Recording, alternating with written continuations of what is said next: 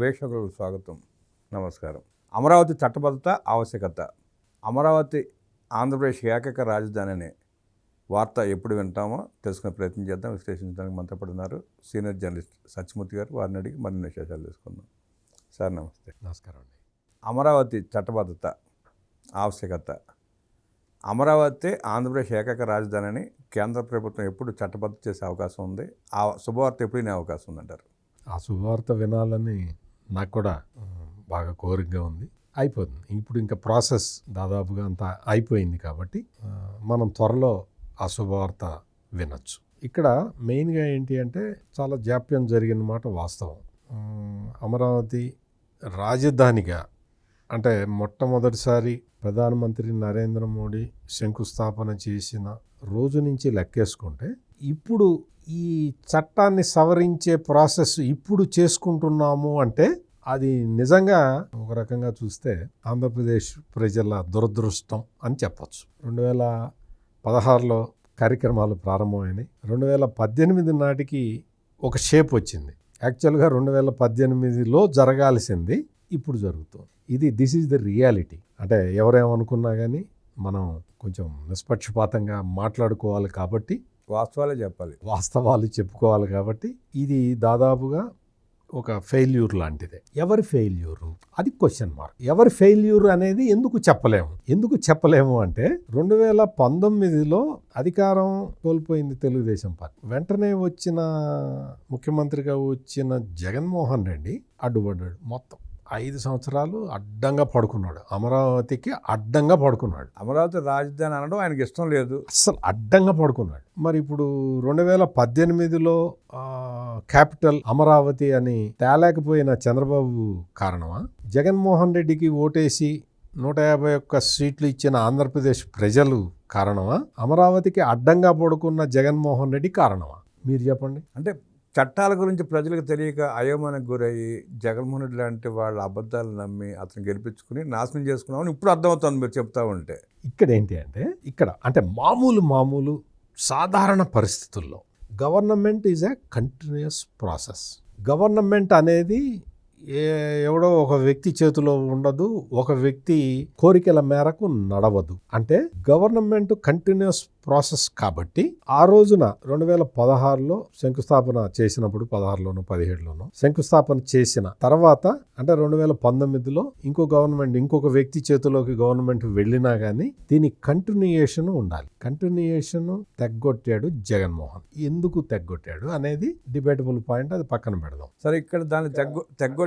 చిన్న డౌట్ మీ డౌట్ చెప్తాను నేను. ఇదేంటి అంటే ఇక్కడ తెగ్గొట్టాడు జనరల్గా అంటే చంద్రబాబు నాయుడు కానీ ఆంధ్రప్రదేశ్ ప్రజలందరూ మొత్తం 5.5 కోట్ల మంది కానీ ఏమనుకుంటారు అంటే చంద్రబాబు నాయుడు ఈ 5.5 కోట్లలో మీరు ఉన్నారు, నేను ఉన్నా. ఏమనుకుంటారంటే గవర్నమెంట్ కంటిన్యూస్ ప్రాసెస్ కదా, జగన్మోహన్ రెడ్డి వచ్చినా కానీ దీన్ని మార్చే అవకాశం లేదు అనుకుంటారు. మార్చడు అనుకుంటారు, కంటిన్యూ చేస్తాడు అనుకుంటారు. బిల్డింగులు కట్టబోతాడు కానీ కట్టలేకపోవచ్చు కానీ రాజధానిని మార్చే అవకాశం లేదు అనుకుంటారు. మన అంచనాలకి భిన్నంగా భారతదేశానికి స్వాతంత్రం వచ్చిన తర్వాత ఏ రాష్ట్రానికి సంబంధించిన ఏ ముఖ్యమంత్రి కూడా చెయ్యని విధంగా గవర్నమెంట్ లింకులు కట్ చేసి, అది తెలుగుదేశం గవర్నమెంట్, నాది జగన్ గవర్నమెంట్, నా గవర్నమెంట్ వేరు అని గవర్నమెంట్ లింకుని ఈ జగన్ కట్ చేస్తాడు అని ఎవరు ఎక్స్పెక్ట్ చేయలేదు, ఊహించలేదు. అందుకని తప్పు చంద్రబాబు నాయుడుది కాదు, ఓటేసిన ప్రజలది కాదు. తప్పు ఎవరిది అంటే జగన్మోహన్ రెడ్డి ప్రధానమైన కారణం. రాజధాని అనే కాన్సెప్టే రాజ్యాంగంలో లేదు అని చెప్పి బుకాయించిన వ్యక్తి జగన్మోహన్ రెడ్డి. ఒక్కసారి ఇప్పుడు జరుగుతున్న పరిణామాలు చూడు. రాజ్యాంగంలో లేకపోతే చట్టం ఎట్లా చేస్తారు? రాజ్యాంగంలో లేకపోతే అసెంబ్లీలో తీర్మానం ఎట్లా చేస్తారు? అసెంబ్లీలో తీర్మానం చేయండి అని కేంద్ర మంత్రివర్గం ఎలా అడుగుతుంది? రేపొద్దున పార్లమెంటు ఎలా పాస్ చేస్తుంది రాజ్యాంగంలో లేకపోతే? అర్థమైందా రాజ్యాంగం అంటే ఏంటో? ఇది రాజ్యాంగం అంటే. ప్రాసెస్ ని విఘాతం కలిగించి అసలు గవర్నమెంట్ లింకుల్ని కట్ చేసిన ఈ జగన్మోహన్ రెడ్డి అనే వ్యక్తి ఉండటం వల్ల అమరావతికి ఇన్ని రకాల కష్టాలు వచ్చినాయి. డెవలప్ కావటం కాకపోవటం పక్కన పెట్టండి, అసలు అమరావతి రాజధాని కాదు అని చెప్పిన దుర్మార్గపు ప్రభుత్వాన్ని మనం చూసాం కదా. బిల్డింగులు కట్టకు నీకు చేత కాదు, కట్టలేవు, వదిలే. అసలు ఇది రాజధానే కాదు అన్నావు కదా, విశాఖపట్నం రాజధాని అన్నావు కదా. ఇంకొక ప్రొవిజన్ ఏంటి, ఇప్పటి వరకు రాజధాని ఏది అనేది ఎవరూ చెప్పలేదు కాబట్టి ఆనాటి కేంద్ర ప్రభుత్వం సైలెంట్ అయిపోయింది, ప్రేక్షక పాత్ర పోషించింది. అందుకని ఈ టోటల్ ప్రాసెస్లో నోరు తెరిచి మాట్లాడని కేంద్ర ప్రభుత్వం కూడా బాధ్యత వహించాలి. ఎందుకు మాట్లాడలేదు? రాజకీయ కారణాలతోటి మాట్లాడలేదా? లేదు, చట్టపరంగా మీకేం అవకాశాలు లేవా? ఎందుకు మీరు మాట్లాడలేదు? పైగా రాష్ట్ర ప్రభుత్వం ఎక్కడ నిర్ణయిస్తే అక్కడే రాజధాని అని న్యాయస్థానాల్లో అఫిడవిట్లు ఫైల్ చేసింది ఆనాటి కేంద్ర ప్రభుత్వం. అమరావతి రాజధానికి శంకుస్థాపన చేసింది ప్రధానమంత్రి కదా. మరి గవర్నమెంట్ ఆ విధంగా ఎట్లా చెప్పింది? అంటే ఇవన్నీ క్వశ్చన్ మార్కులు. ఇన్ని క్వశ్చన్ మార్కుల మధ్య ఈ రోజున ఆంధ్రప్రదేశ్ ప్రజల అదృష్టం తిరగబడి ఈ రోజు మళ్ళీ ప్రాసెస్ స్టార్ట్ అయ్యి ఒక స్థాయికి వచ్చేసి చట్టం మార్చుకొని, ఏ చట్టం మార్చాలి? ఆంధ్రప్రదేశ్ రీఆర్గనైజేషన్ యాక్ట్ని మార్చుకొని ఈ ఆంధ్రప్రదేశ్ పునర్విభజన చట్టంలో ఏమున్నది? మీకు 2014 నుంచి 10 సంవత్సరాల పాటు ఉమ్మడి రాజధాని హైదరాబాదు అని ఉన్నది. ఆ తర్వాత ఆంధ్రప్రదేశ్ విభజిత ఆంధ్రప్రదేశ్ రాజధాని ఏదో నిర్ణయించుకోవాలి అని ఉన్నది. ఆంధ్రప్రదేశ్ పునర్విభజన చట్టం 2014లో. 2014 నుంచి 10 సంవత్సరాలంటే 2024 జూన్ 2వ తారీఖు తోటి ఆ గడువు తీరిపోయింది. ఆ గడువు తీరిపోయింది కదా రామబ్రహ్మం గారు. అదే చట్టం అట్లాగే కంటిన్యూ అవుతూ ఉంటే ఒకసారి ఆలోచించండి, కాలం తీరిన చట్టం అదే విధంగా కంటిన్యూ అయితే ఆంధ్రప్రదేశ్ పునర్విభజన చట్టమే ప్రశ్నార్థకం అవుతుంది కదా. మరి ఈ విషయాన్ని కేంద్ర ప్రభుత్వం ముందరే గుర్తించాలి కదా. అది కేంద్ర ప్రభుత్వ చట్టం కదా. కేంద్ర ప్రభుత్వం ముందరే గుర్తించి నీకు 2024 జూన్ 2 నాటికల్లా కొత్త చట్టాన్ని ఈ పాటికి ప్రవేశపెట్టి ఉండాల్సింది కదా. అంటే చెప్తున్నాను, అంటే మీకు ఈ జరిగినవన్నీ లీగల్ పాయింట్స్ అన్ని అర్థం కాని నేను ఇక్కడ I'm not here to find fault with anybody. The process delay గురించే నేను మాట్లాడుతున్నాను. ఇగో వీళ్ళు తప్పు చేశారు అని చెప్పడానికి నేనెవరిని? నేను చెప్పకూడదు కూడా. ఎందుకు అంటే I'm an observer. As a journalist I observe all the developments. ఈ జరిగిన పరిణామాలను ఒక్కొక్కటి మీకు వివరించి చెప్తున్నాను తప్ప I'm not finding fault with anybody. It happened like that. ఈ రోజున నీకు 2024 జూన్ 2 తోటి అయిపోయిన ఆ చట్టాన్ని ఇప్పటికీ కంటిన్యూ చేస్తున్నాం అంటే ఎవరిది తప్పు? జగన్మోహన్ రెడ్డి పొరపాటు వల్లే. జగన్మోహన్ రెడ్డి పొరపాటు చేశాడు, జగన్మోహన్ రెడ్డి దిగిపోయాడు. సరే, ఇక్కడ జగన్మోహన్ రెడ్డి పొరపాటు అని కూడా మనం అనుకోలేము, కావాలని చేశాడని అనిపిస్తుంది. అదే పొరపాటు కాదు, అది ఒళ్ళు మదమెక్కి చేశాడు. కానీ ఇంకో పక్క ఏమో 10 సంవత్సరాలు ఉమ్మడి రాజధాని హైదరాబాద్ హక్కును వదులుకున్నాడు. అక్కడ భవనాలు మొత్తం అప్పచెప్పాడు ఆ గవర్నమెంట్కి. అమరావతిని నిర్వీర్యం చేశాడు. విశాఖపట్నం అన్నాడు, కర్నూలు అన్నాడు. రెండిట్లో పునాది కూడా ఒక రాయి కూడా పెట్టలా. కనీసం ఒక భారతీయ సిమెంట్ కట్ట కూడా వాళ్ళు ఎక్కడ.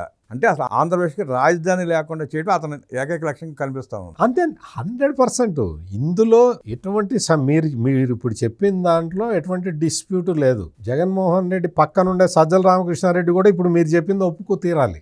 ఎందుకు అంటే హైదరాబాదులో ఉన్న ఉమ్మడి ఆస్తులు, సెక్రటేరియట్ మీద ఉన్న హైదరాబాదులో సెక్రటేరియట్ మీద ఉన్న 60% అధికారాన్ని, ఆ వాటాన్ని ఎవడ వదులుకోమన్నాడు జగన్మోహన్ రెడ్డిని? నీ సొంత తెలివితేటలు ఉపయోగించి నువ్వు ఆ రోజున కేసీఆర్ ప్రాపకం కోసం, తన వ్యక్తిగత ప్రయోజనాల కోసం 60% షేరు నువ్వు వదులుకొని వచ్చేసావు కదా.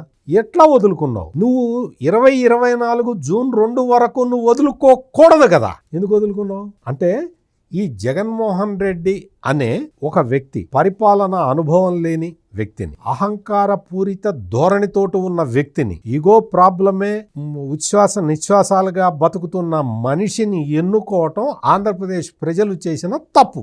ఈ రోజున ఆంధ్రప్రదేశ్ పునర్విభజన చట్టాన్ని సవరించుకోవాల్సిన అవసరం ఉంది కాబట్టి ఈ ప్రాసెస్ అంతా మొదలైంది. వాస్తవంగా నేను చెప్పినట్టు 2024 జూన్ 2 నాటికి లేకపోతే జూన్ 3 నాటికి లేకపోతే జూన్ 2 అర్ధరాత్రి నాటికి కొత్త చట్టం వచ్చి ఉండాలి. అమరావతి రాజధాని ఏకరాజధాని అని చెప్పి నిర్ణయించుకుని ఉండాలి. అవన్నీ జరగలేదు. ఇప్పటికి ఇంకా లేట్ అయిపోయింది. ఇప్పుడు మీకు ఇంతకు ముందర కూడా నేను ఒకసారి చెప్పినట్టు గుర్తు. నేను ఏంటి అంటే ఈ అమరావతిని రాజధానిగా గుర్తించే అవసరం గురించి రాష్ట్ర ప్రభుత్వం ప్రతిపాదించినప్పుడు కేంద్ర న్యాయశాఖ అటార్నీ జనరల్ అభిప్రాయాన్ని అడిగింది. అటార్నీ జనరల్ అభిప్రాయాన్ని అడిగితే అటార్నీ జనరల్ చెప్పాడు, ఇప్పటికే ఆలస్యం అయిపోయింది, తొందరగా చేయండి అని చెప్పాడు. అటార్నీ జనరల్ చెప్పడం అంటే అది సుప్రీంకోర్టు చెప్పినట్టే.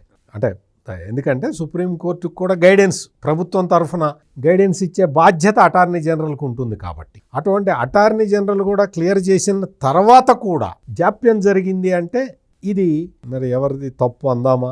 లేదు, ఆంధ్రప్రదేశ్ ప్రజల దౌర్భాగ్యం, కర్మ ఇంతే అని వదిలేద్దామా అనేది మీరు ఆలోచించుకోండి. ఇక్కడైతే పరిస్థితి మాత్రం అట్లా ఉంది. ఇప్పటికైనా చట్టబద్ధత స్థాయికి వచ్చేసింది కాబట్టి మనం సంతోషపడదాం. త్వరలోనే అది జరగబోతున్నది.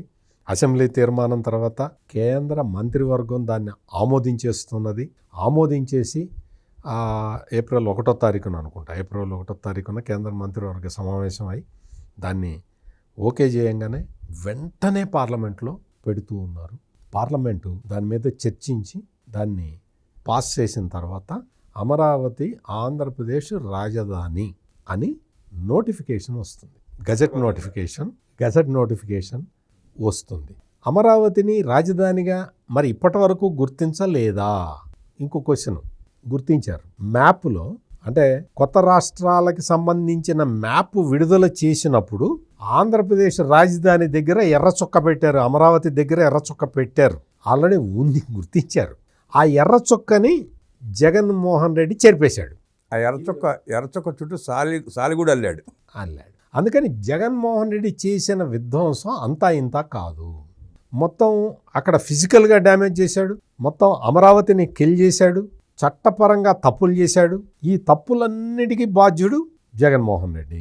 ఈ జగన్మోహన్ రెడ్డి పెట్టే ఫిట్టింగులతోటి అంటే చట్టపరంగా అతను చేసిన ఈ చర్యలు, ఎందుకంటే అప్పుడు ముఖ్యమంత్రిగా ఉన్నాడు కాబట్టి అతను చేసిన చర్యలకి అడ్డు చెప్పలేకపోవటం కేంద్ర ప్రభుత్వం చేసిన తప్పు. రామబ్రహ్మ గారు, ఈ సందర్భంగా ఒక చిన్న విషయం చెప్పాలి. సిఆర్డిఏ లాంటి ఒక అద్భుతమైన చట్టాన్ని తీసుకొచ్చినందుకు చంద్రబాబు నాయుడిని మనం అప్రిషియేట్ చేయాలి. ఎందుకు చేయాలి అంటే జగన్మోహన్ రెడ్డి లాంటి లిటిగెంట్ కూడా ఈ సిఆర్డిఏ చట్టాన్ని కదిలించలేకపోయాడు. సిఆర్డిఏ చట్టం ఎంత పకడ్బందీగా ఉంది అంటే రైతులు సిఆర్డిఏ అంటే క్యాపిటల్ రీజియన్ డెవలప్మెంట్ అథారిటీ, రాష్ట్ర ప్రభుత్వం, ఈ మూడిటి ట్రైపార్టైట్ అగ్రిమెంట్. అది ఈ ట్రైపార్టైట్ అగ్రిమెంటు పక్కడబందీగా ఉండటం వల్ల ముగ్గురు అనుకుంటే తప్ప చట్టం రిపీల్ కాదు. ఈ ముగ్గురులో మేమిద్దరం అనుకున్నాము చట్టాన్ని తీసేస్తామంటే కుదరదు.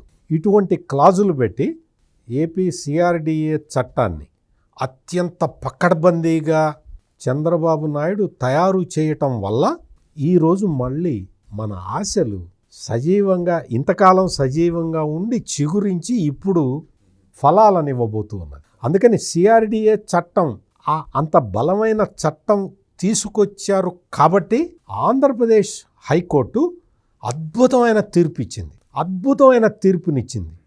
నువ్వు నీ ఏకపక్షంగా నువ్వు రైతులతో కుదుర్చుకున్న ఒప్పందాన్ని రద్దు చేసే అధికారం జగన్మోహన్ రెడ్డి నీకు లేదు అని ఆ రోజు ఆంధ్రప్రదేశ్ హైకోర్టు స్పష్టంగా చెప్పింది. జగన్మోహన్ రెడ్డి కోట్లాది రూపాయల ప్రజాధనాన్ని ఖర్చు పెట్టి హైకోర్టు తీర్పు మీద సుప్రీంకోర్టుకి వెళ్ళాడు రాష్ట్ర ప్రభుత్వం తరఫున. ఎన్నిసార్లు సుప్రీంకోర్టుకి వెళ్ళినా హైకోర్టు జడ్జిమెంట్ అద్భుతంగా ఉంది అని చెప్పి సుప్రీంకోర్టు తీర్పు చెప్పింది. అంటే చట్టం, సిఆర్డిఏ చట్టాన్ని అంత పకడ్బందీగా రూపొందించటం వల్ల ఈరోజు అమరావతి మనకి మిగిలి ఉన్నది. అందుకని ఇన్ని విషయాల వెనక, ఇన్ని విషయాల్లో ఏ విషయం చూసినా కానీ వెనక విలన్ జగన్మోహన్ రెడ్డి. ఏ చిన్న విషయం చూసినా, పెద్ద విషయం చూసినా ఇది చెడిపోవటానికి కారణం ఎవరు అంటే జగన్మోహన్ రెడ్డి అనే ఆన్సరే వస్తూ ఉన్నది. సిఆర్డీ చట్టం అంత పటిష్టంగా లేకపోతే అమరావతి ఎప్పుడు ముక్కలైపోయేది. జగన్మోహన్ రెడ్డి అనుకునేది సాధించుకునేవాడు. అందుకని మీకు సిఆర్డిఏ చట్టాన్ని అతను ఏం చేశాడు? జగన్మోహన్ రెడ్డి తీసేశాను అన్నాడు. ఎత్తేసాను, ఎవరితో చెప్పుకుంటారో చెప్పుకోకపోండి అన్నాడు. ఎత్తేసాను ఈ చట్టాన్ని అని చెప్పిన అదే వ్యక్తి అదే సభలో అదే సీటు దగ్గర నిలబడి తప్పైపోయింది, ఇదే చట్టాన్ని మళ్ళీ ప్రవేశపెడుతున్నాను అని చెప్పాడు. సిఆర్డిఎస్ చట్టాన్ని రిపీల్ చేసిన అదే నోటితోటి ఆ చట్టాన్ని తిరిగి తీసుకొచ్చి ప్రవేశపెట్టే ఒక నిజంగా మామూలుగా చెప్పాలి అంటే ఈ జగన్మోహన్ రెడ్డి తీసుకున్న ఒక తప్పుడు నిర్ణయాన్ని జగన్మోహన్ రెడ్డే సరిదిద్దుకోవాల్సిన ఒక పరిస్థితి ఎదురైంది. నిజంగా మామూలుగా జగన్మోహన్ రెడ్డి కనీసం ఆ దెబ్బతో అయినా సిగ్గుపడి ఉండాలి. నాకు రాజకీయం తెలియదు, నాకు పరిపాలనా వ్యవహారాలు తెలియవు, నాకు ఏమీ తెలియదు, ప్రజలు ఏమనుకుంటున్నారో నాకు తెలియటం లేదు అని ఆ రోజున సిగ్గుపడ్డట్టయితే ఈ రోజున జగన్మోహన్ రెడ్డి ఇన్ని అబద్ధాలు చెప్పుకుంటూ తిరగాల్సిన అవసరం వచ్చేది కాదు. ఈ రోజుకి అబద్ధాలు చెప్పుకుంటూ తిరుగుతూనే ఉన్నాడు. రోడ్డు మీదకి వస్తే అబద్ధం, ఇంట్లో కూర్చుంటే అబద్ధం, కెమెరా ముందరకు వస్తే అబద్ధం. ఇన్ని అబద్ధాలు, ఒక్క నిజం చెబితే సరిపోతుంది. నేను అమరావతి మీద కక్ష కట్టాను, నా అజ్ఞానంతో, నా చేతగానితనం వల్ల, నా అసమర్థత వల్ల, నా ఈగో ప్రాబ్లం వల్ల నేను అమరావతి మీద కక్ష కట్టాను, దయచేసి క్షమించండి అని ఒక్క మాట అంటే సరిపోతుంది. క్షమించే అవకాశం ఉండేదేమో. కానీ అటువంటి మాటలు మాట్లాడకుండా ఈ రోజుకి కూడా అమరావతి మునిగిపోతుందని, అమరావతికి చట్టబద్ధత లేదని, అమరావతి బిల్లుని కేంద్రం తిప్పి పంపించింది, ఇంకా అమరావతికి చట్టబద్ధత రాదు అని చెప్పి ఇదే జగన్మోహన్ రెడ్డి ఇప్పటికి 10 సార్లు చెప్పాడు, తన పేపర్లో 100 సార్లు రాయించాడు.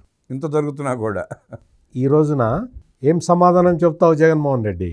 నీ పేపర్లో ఈ రోజున ఏం రాస్తావు? నువ్వే రాశావు కదా, అమరావతికి చట్టబద్ధత రాదు, చంద్రబాబు తప్పు చేశాడు, కేంద్ర ప్రభుత్వం అందుకనే తిప్పి కొట్టింది అని చెప్పి రాశావు కదా, మరి ఈ రోజు ఏం రాస్తావు? నిన్న అనుకుంటాను సజ్జల రామకృష్ణారెడ్డి ప్రెస్ మీట్ పెట్టి తీర్మానం చేయాల్సిన అవసరం ఏమొచ్చిందని అడుగుతున్నాడు. నువ్వు చేసిన దౌర్భాగ్య పనుల వల్ల ఇవన్నీ అవసరాలు వస్తూ ఉన్నాయి. రాయి, ఈ రోజున నీ పేపర్లో క్లియర్ కట్గా రాయి, నేను చేసిన తప్పుల వల్ల, నేను తీసుకున్న పొరపాటు నిర్ణయాల వల్ల, నా ఈగో సాటిస్ఫై చేసుకోవటానికి ఆంధ్రప్రదేశ్ రాష్ట్ర రాజధాని అమరావతిని కుంగదీశాను అని రాసుకో, అదే హెడ్డింగ్ పెట్టుకో. అప్పటికైనా నీ పాపానికి ఏదన్నా నిష్కృతి దొరికితే దొరకచ్చు. Take a chance. ఒక్క ఛాన్స్ అన్న జగన్ రెడ్డికి అధికారాన్ని కట్టబెట్టి రాష్ట్రాన్ని చిక్కుల్లో పడేసిన ప్రజల అదృష్టం కొద్దీ చంద్రబాబు నాయుడు గారు ముఖ్యమంత్రి కావడంతో మళ్ళీ అమరావతి ఆశలు చిగురించి చట్టబద్ధ కల్పించబడుతోందని, అమరావతి గురించి, జగన్మోహన్ రెడ్డి వ్యవహారాల గురించి అనేక విషయాలు మనతో పంచుకున్న సత్యమూర్తి గారికి ధన్యవాదాలు తెలియజేస్తూ నమస్కారం.